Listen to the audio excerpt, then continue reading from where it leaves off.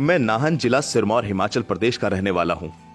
यह वाकया साल 2007 का है, जब मैं ITI का 1 साल का डिप्लोमा करने के लिए तहसील सिलाई में था। आपको याद होगा, इसी साल T20 वर्ल्ड कप चला हुआ था। उस दिन भारत और पाकिस्तान का फाइनल मुकाबला था। मैं अपने ITI के दोस्तों के साथ बार में बैठा इस रोमांचकारी मैच का आनंद ले रहा था। मुझे आज भी वो पल याद है जब जोगिंदर शर्मा की आखिरी गेंद पर मिसबाउल हक का कैच लपका था।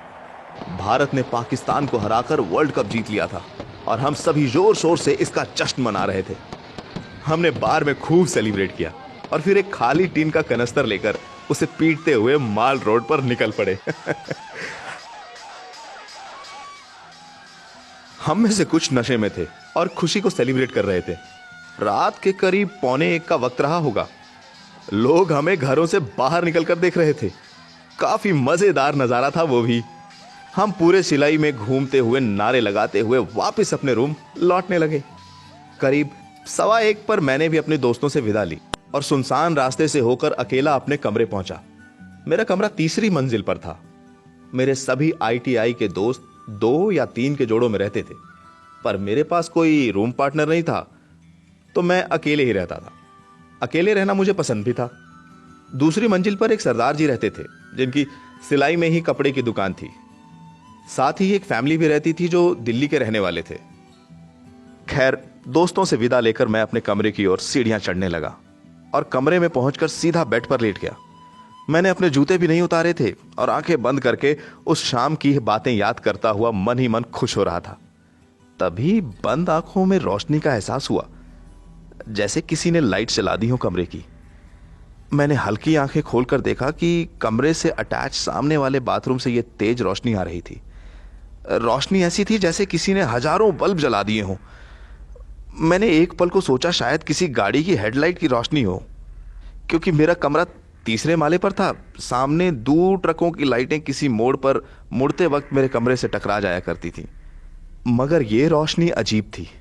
अजीब इसलिए क्योंकि पहली बात तो क्योंकि ये बहुत ज्यादा थी, और दूसरी ये कि रोशनी हट ही नहीं रही थी, जैसे अक्सर गाड़ियों के गुजरने के बाद चली जाती हैं।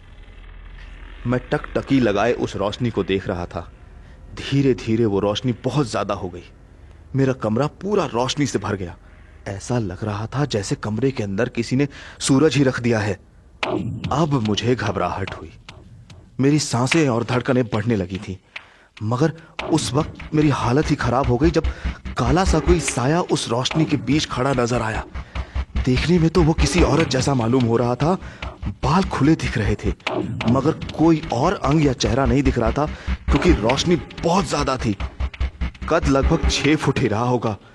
मैं समझ गया कि ये कोई चुड़ैल वगैरह है, क्योंकि बचपन में खूब सुना था कि चुड़ैलें वगैरह होती हैं। मैं जोर से चिल्लाना चाहता था मगर चिल्ला नहीं पा रहा था। उठकर भागना चाहता था मगर हिल नहीं पा रहा था।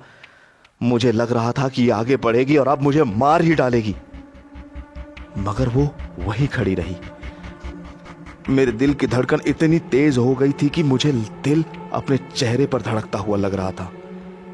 खुद को पूरी तरह असहाय पाकर डर के मारे मैंने अपनी आंखें ही बंद कर ली और कुरान शरीफ की आयत, जिसका नाम आयतुल कुर्सी है, जोर जोर से मन में पढ़ने लगा।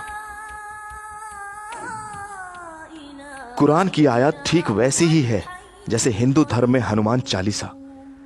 मुझे इस आयत का मुकाम पता था कि इस आयत को पढ़ने से भूत प्रेत पास नहीं आ पाते। जैसे जैसे मन में आयतुल कुर्सी पढ़ने लगा, उस साये ने दरवाजा पीटना शुरू कर दिया।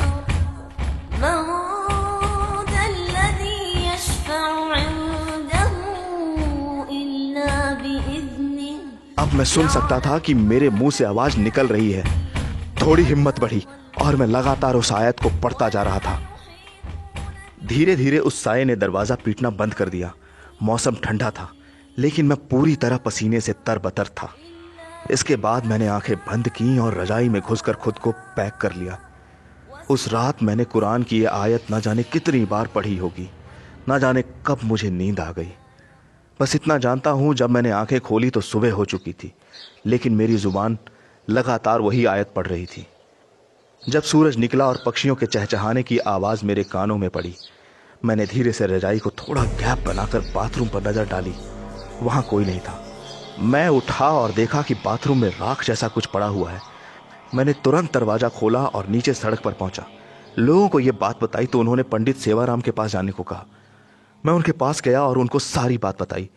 वो भी मेरे साथ आ गए। उन्होंने कुछ मंत्रों का उच्चारण करते हुए उस राख को वहां से हटा दिया। पूरा मामला समझने पर उन्होंने मुझे बताया कि रात को जो महिला का साया आया था वो मसान थी। इस मसान को किसी व्यक्ति का अनिष्ट करने के लिए छोड़ा था, मगर उस व्यक्ति ने पहले से ही अपना सुरक्षा कवच बनाया हुआ था, इसलिए ये भटक रही थी और भटकते हुए रात को तुम्हारे साथ तुम्हारे कमरे आ पहुंची। पंडित जी ने यह भी बताया कि तुमने अच्छा किया जो कुरान शरीफ की आयत पढ़ने लगे और इसी वजह से तुम बच पाए, वरना कुछ भी हो सकता था।